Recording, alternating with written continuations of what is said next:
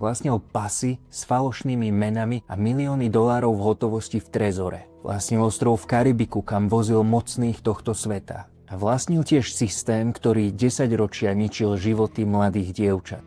Tento muž sa volal Jeffrey Epstein. V 20-tke učil matematiku na elitnej škole v Manhattane. Bez diplomu, v dlhých kožuchoch, flirtujúc so študentkami pri výťahoch. O niekoľko rokov spravoval miliardové majetky a budoval si sieť kontaktov medzi prezidentmi, princami a najbohatšími ľuďmi tejto planéty.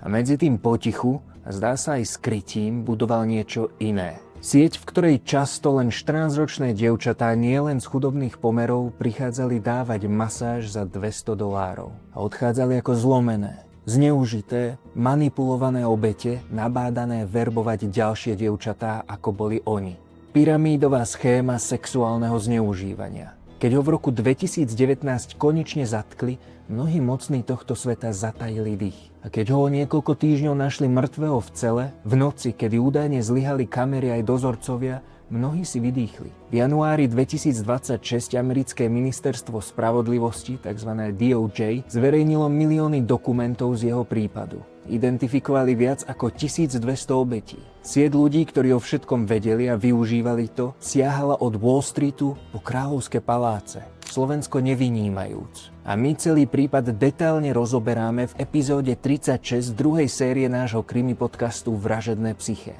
Epizóda sa volá Jeffrey Epstein, pán cudzích životov. Konanie analyzujem spolu s pánom doktorom Dušanom Kešickým, klinickým psychológom a súdnym znalcom.